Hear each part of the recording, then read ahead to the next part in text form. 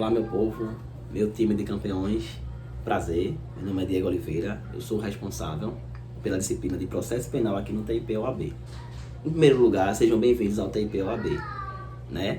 Eu sou da casa, fui aluno, agora sou professor, super recomendo. Vamos proceder com as questões do simulado da disciplina de processo penal. Tanto no simulado quanto na sua prova, as questões de processo penal estão do artigo 64 ao artigo 69. São 6 questões, são 6 pontos que garantem a sua aprovação. Pode confiar. Nós filtramos as questões baseadas nos últimos exames, né? E filtramos as questões com assuntos mais recorrentes no exame da ordem, que é o mais importante, né? Então vamos lá, questão 64. Durante uma festa em uma casa noturna, Michele se desentende com sua amiga Flávia e lhe desfere um tapa no rosto, causando-lhe lesão corporal de natureza leve. Flávia então se dirige à autoridade policial e registra o fato, manifestando expressamente seu interesse em representar contra Michele, tendo em vista a natureza da ação penal pública condicionada à representação. A questão está alertando, a questão faz isso, o enunciado ele tem que fazer isso. Fim do procedimento policial, os autos foram encaminhados ao juizado especial competente e o Ministério Público, por sua vez, por ser o titular da ação penal, nesse presente caso, apresentou proposta de transação penal a Michele, que não aceitou.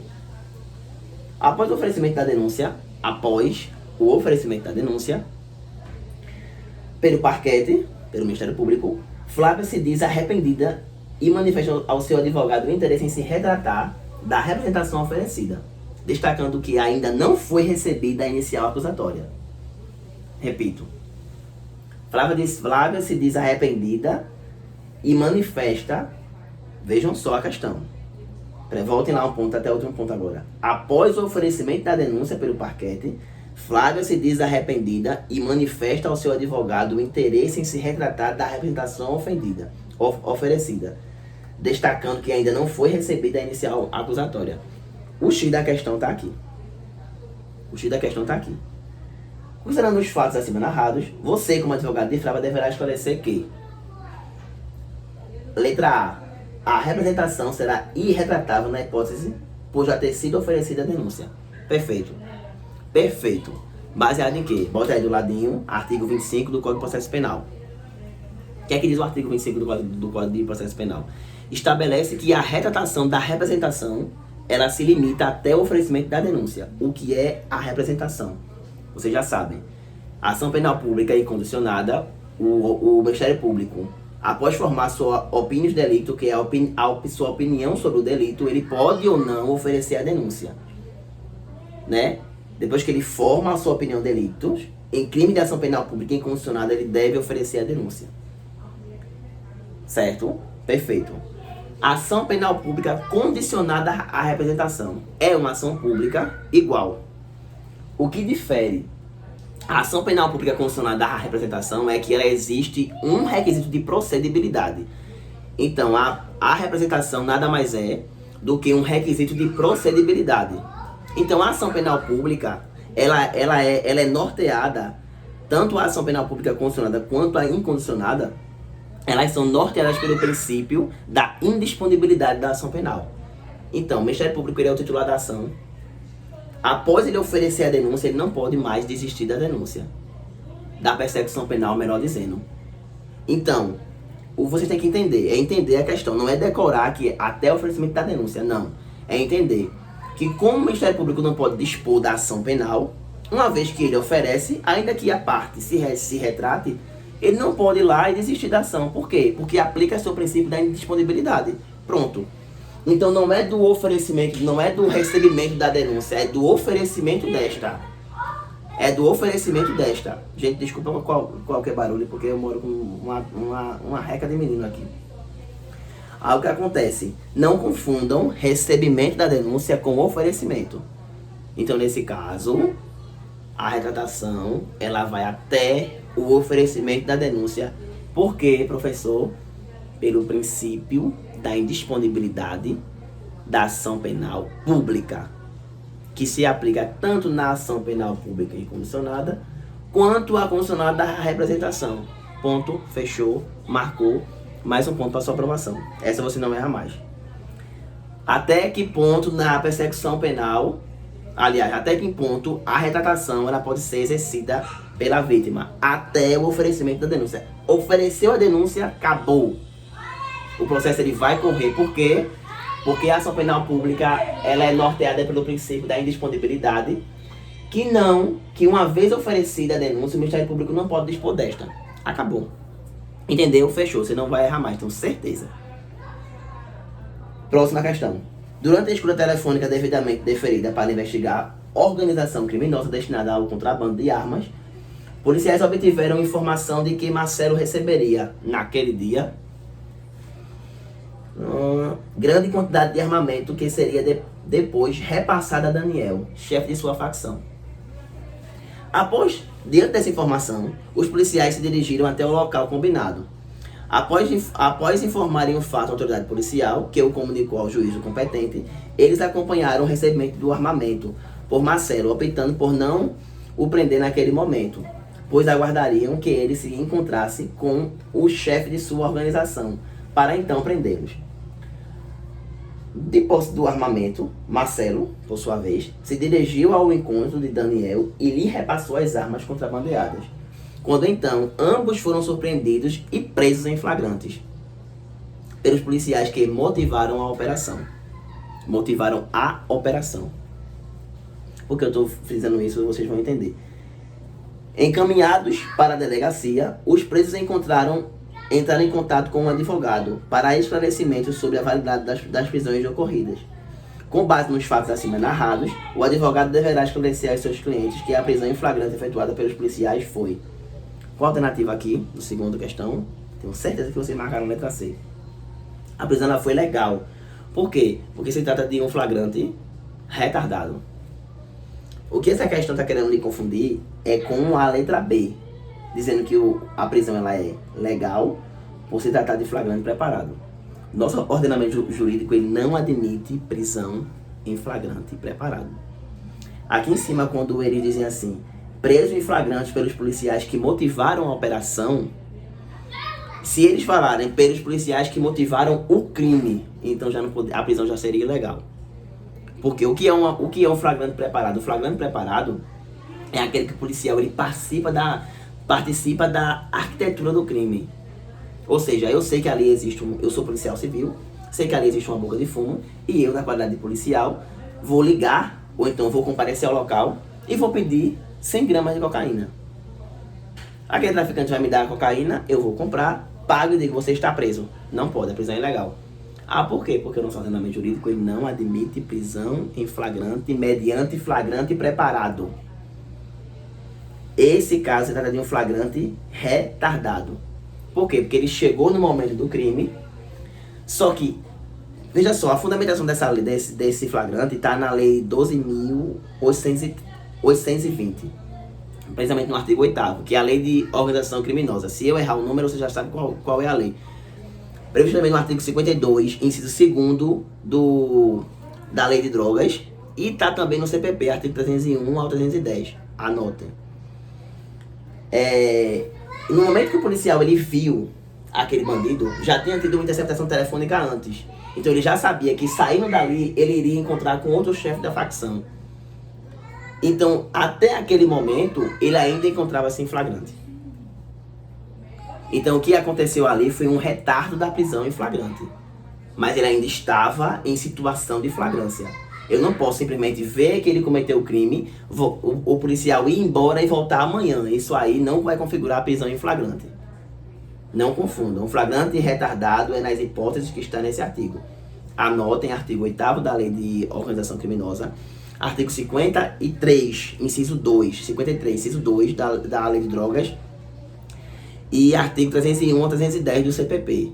Se caso estiver errado, vocês vão lá no Instagram, @DSMOliveira, e me pergunta que eu dou uma checada.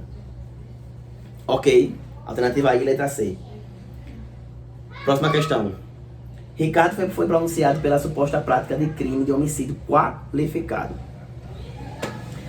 No dia anterior à sessão plenária do Tribunal do Júri, o defensor público que assistia a Ricardo até aquele momento acostou o processo à folha de antecedentes criminais da vítima, materiais jornalísticas e fotografias que poderiam ser favoráveis à defesa.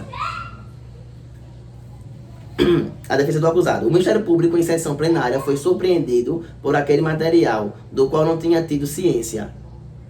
Mas o juiz-presidente manteve o julgamento para a data agendada e, após o defensor público mencionar a documentação acostada, Ricardo foi absolvido pelos jurados. Em 23 de 10 de 2018, na terça-feira. No dia 29 de 10, o Ministério Público apresentou recurso de apelação, acompanhado das razões recursais, requerendo a realização do novo júri, pois a decisão dos jurados havia sido manifestamente contrária à prova dos autos.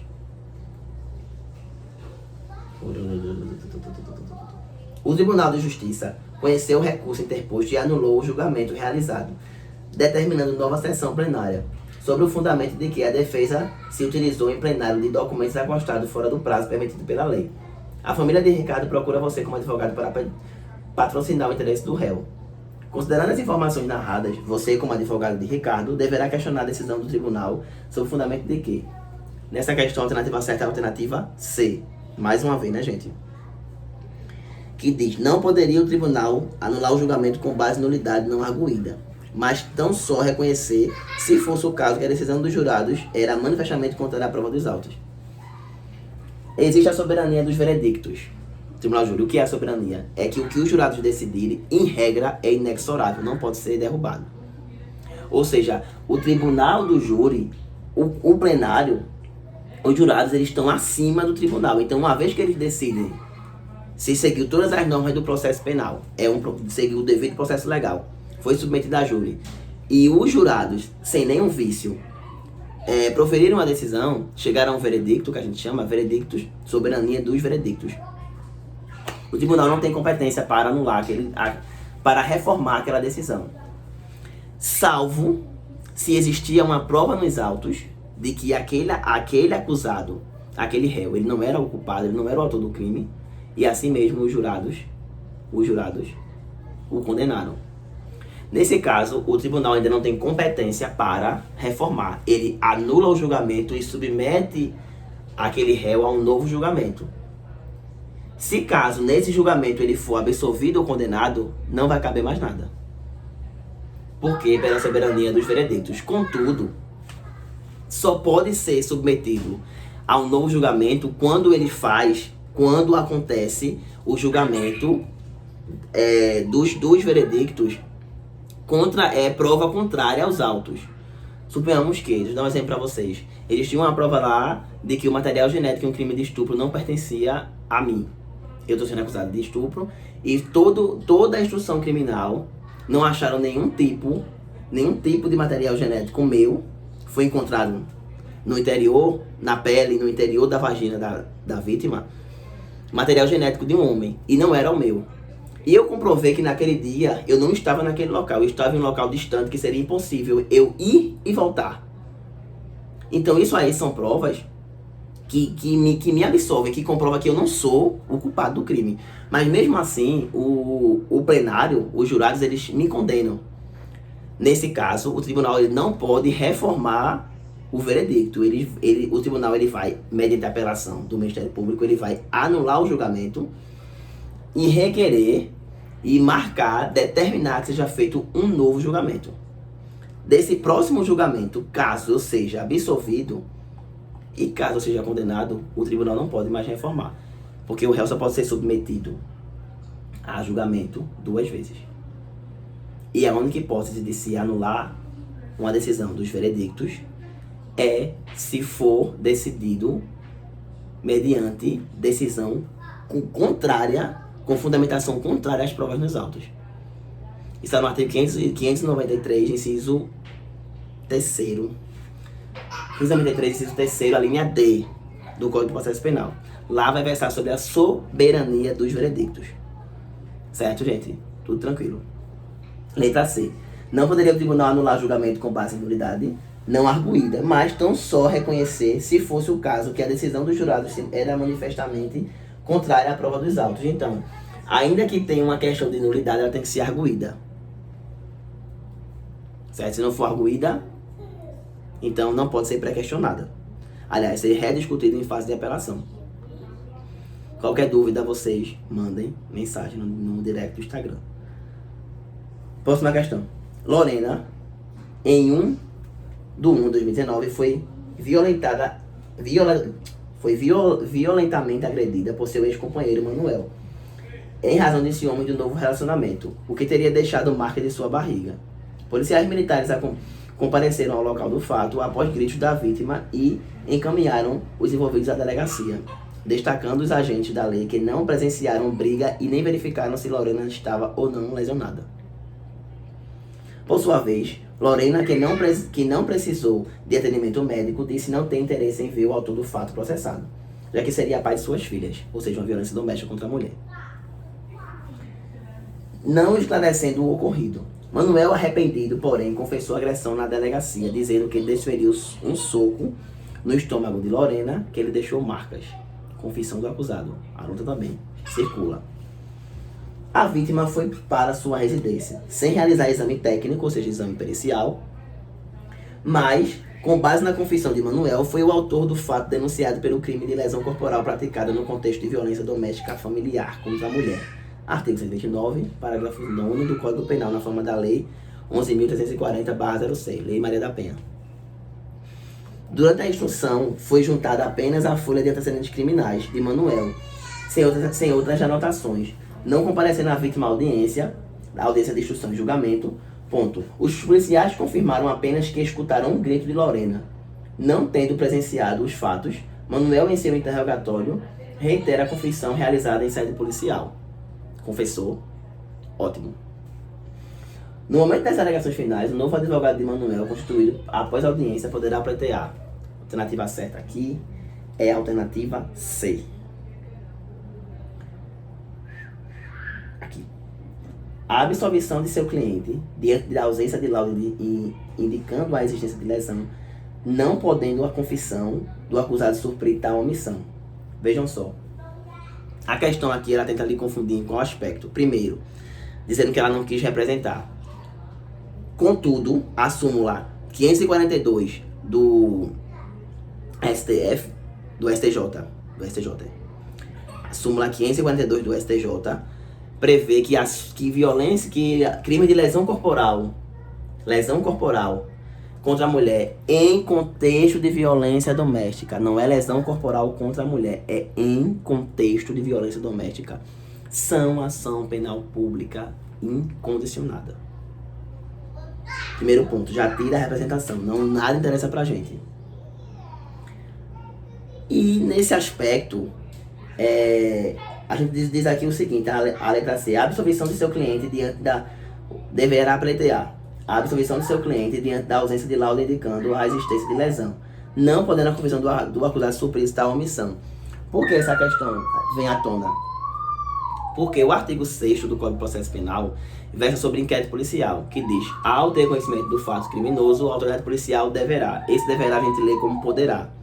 Porque esse rol do artigo 6º, ele é um rol exemplificativo, né? E prevê diligências que o delegado de polícia, ou seja, a autoridade policial, deve proceder diante de um crime.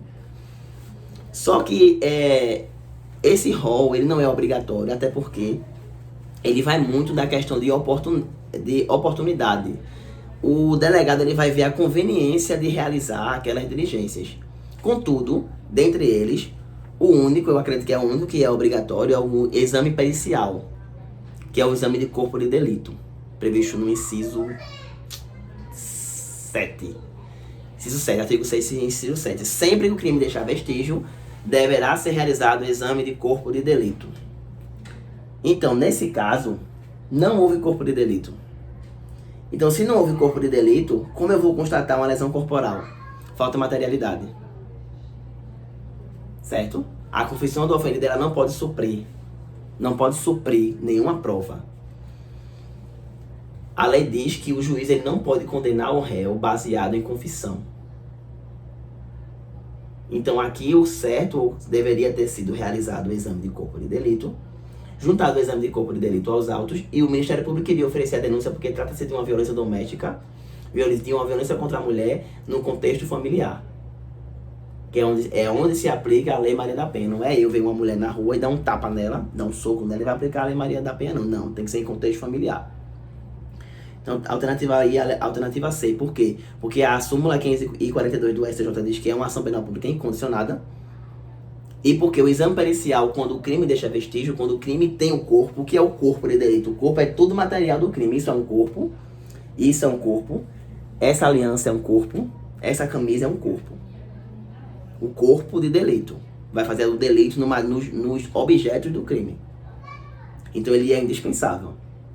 Então, uma vez que o crime deixa vestígio, o crime tem corpo, e, a autoridade policial ela não procede com o exame de corpo de delito, isso fragiliza a ação penal. Certo? Letra C. Próxima questão. Aqui.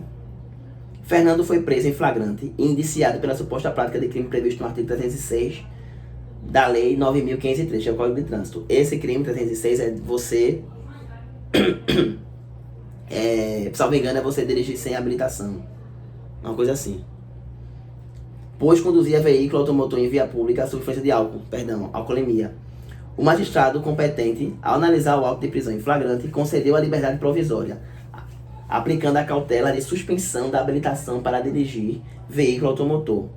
Fernando, entendendo que a cautelar prejudicaria o seu sustento, já que era motorista de caminhão, solicita que você, como advogado, adote as medidas cabíveis para questionar a decisão do magistrado de aplicar a cautelar alternativa de suspensão de habilitação. Considerando apenas as informações expostas de acordo com a Lei 9.503, o advogado Fernando deverá. Essa questão foi colocada aqui de forma proposital. Quero dar uma atenção a ela. Porque essa questão aqui, ela trata sobre uma lei especial, o Código de Trânsito. Contudo, ela versa sobre recurso. Vejam só. Alternativa A. Não poderá apresentar recurso tendo em vista que a decisão que aplica a cautelar alternativa é irrecorrível. Em regra lá é. Você procurar lá no Código, lá no CPP, artigo 590, na parte de reze. Agora eu tô meio esquecido no artigo.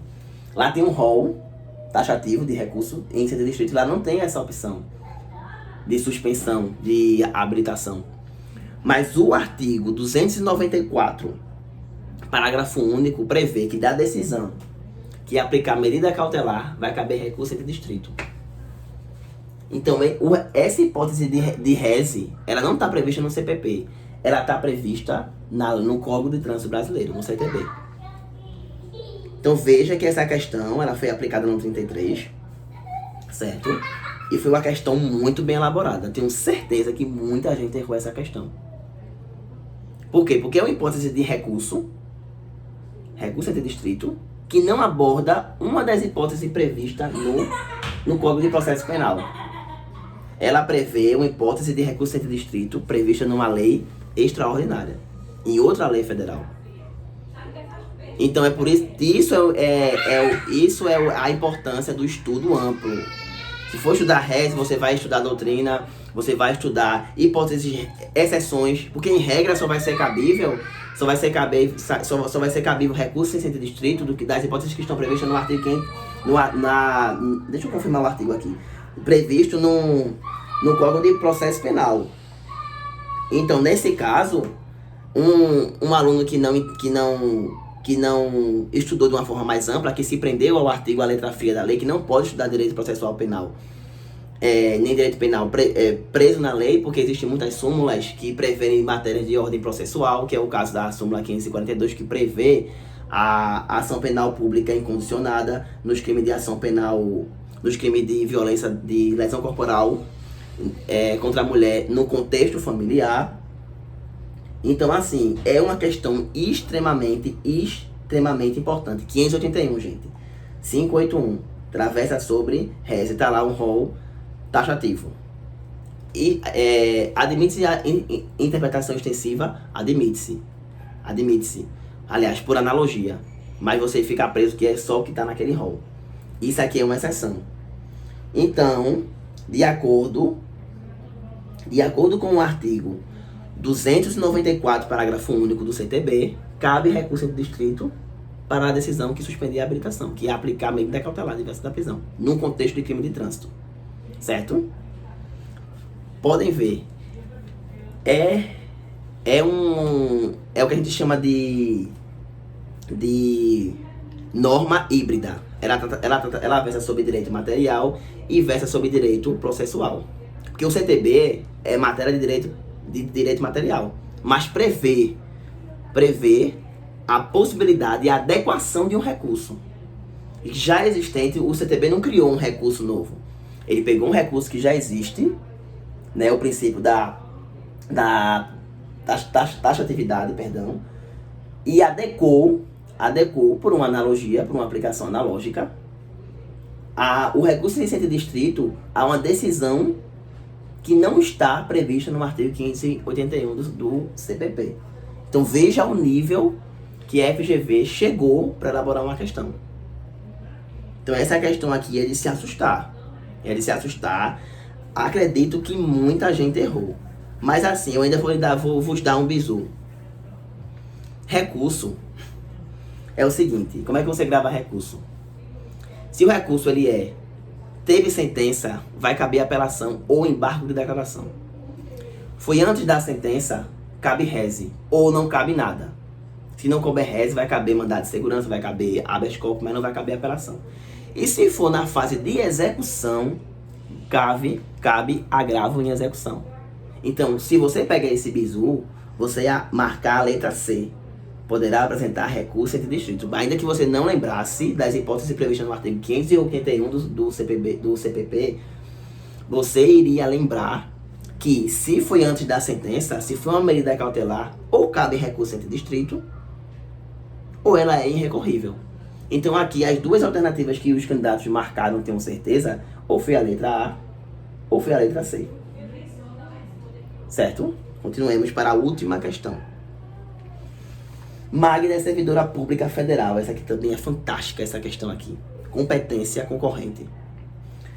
Competência não, perdão. Legitimidade concorrente. Magda é servidora pública federal. Só um minuto.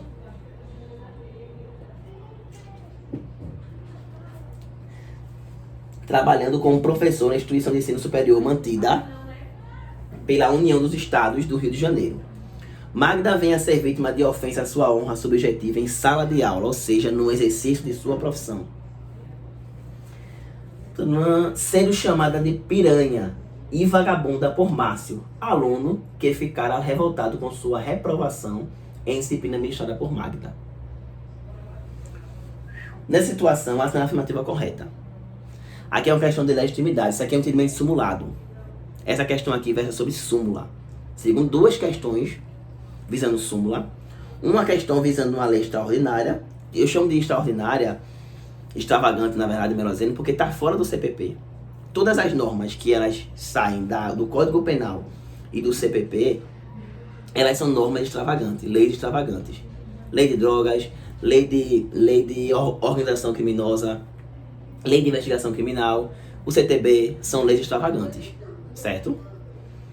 Alternativa A. Magda só pode ajuizar queixa-crime contra Márcio, imputando-lhe crime de injúria.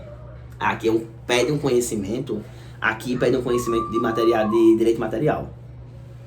Letra B. Magda só pode oferecer representação contra Márcio, imputando-lhe crime de injúria. Aqui deu uma ideia de que a ação penal é pública condicionada. C. Magda não pode ajuizar queixa-crime nem oferecer representação contra Márcio, imputando-lhe crime de injúria. Alternativa D. Magda pode optar entre ajuizar queixa-crime ou oferecer representação contra Márcio, imputando-lhe crime de injúria. Súmula 714 do STF estabelece que tem legitimidade concorrente crime contra a honra praticado no exercício da profissão do servidor, contra servidor no exercício de sua profissão. Repetindo, súmula 714 do STF prevê a legitimidade concorrente contra crimes contra a honra praticado contra servidor no exercício de sua profissão. Fechou. O que quer dizer legitimidade concorrente? Esse crime ele é de ação penal pública condicionada e ação penal privada. Ou seja, tanto se procede mediante queixa-crime quando se procede mediante denúncia, respeitado o requisito de procedibilidade da representação.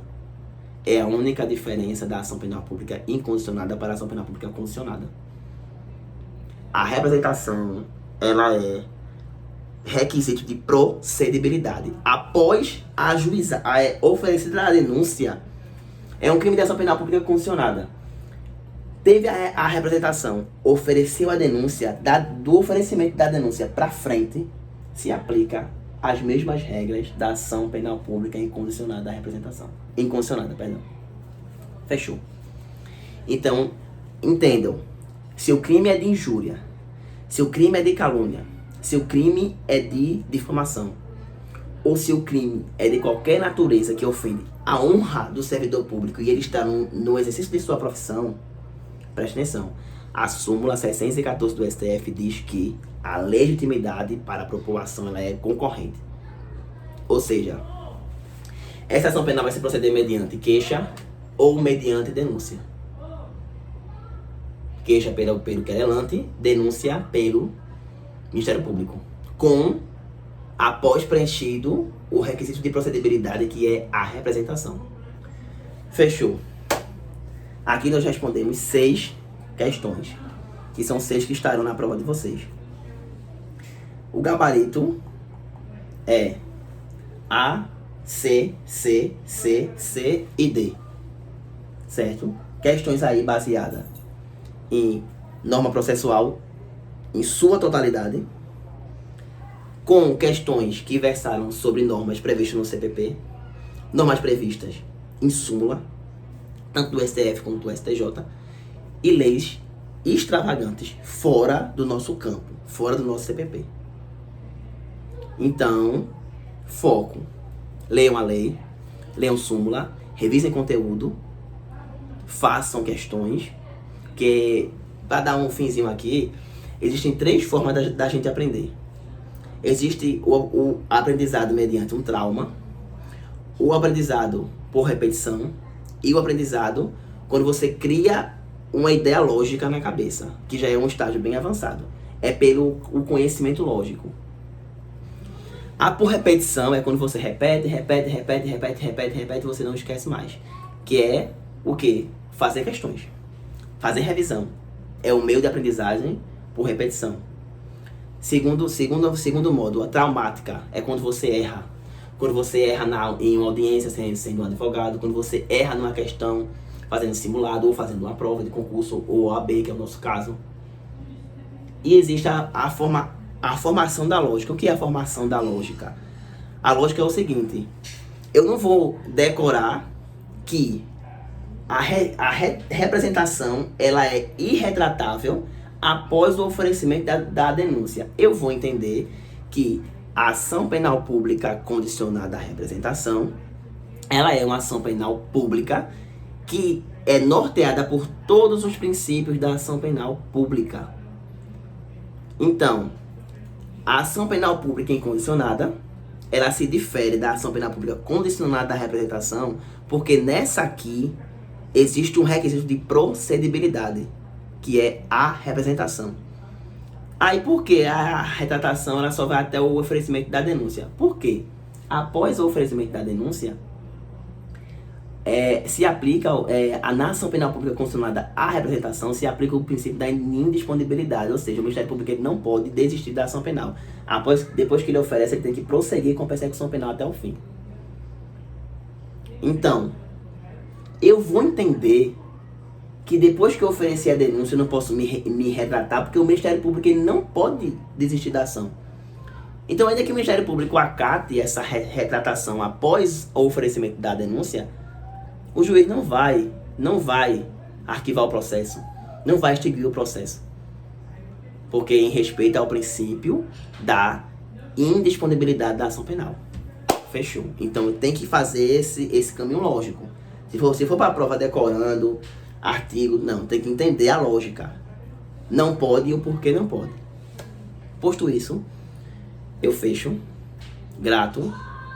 Se você chegou até aqui o final da correção, é porque você gostou da aula, é porque você vai ser aprovado, igualmente a todos, que assim eu espero. Estudem, Continue fazendo questões, foque no que você é bom. Não seja derrotado, não seja surpreendido na prova naquilo que você é bom. Entenderam? Bons estudos, boa prova e a gente se vê por aí. Tá? Vocês vão fazer segunda fase em trabalho. Aqui com o TIP vão ter aulas magníficas com o professor Diego Nieto e a gente vai sempre estar se encontrando. Seja no corredor dos fóruns ou seja em lugares aleatórios. Mas eu tô torcendo por vocês. Meus votos de positividade, foco. Não briguem com a prova. Respirem, respirem, respirem e vão buscar o que é de vocês, que a aprovação já é certa. O momento da prova é para formalizar. Um beijo, um abraço, fiquem com Deus, estudem e boa prova!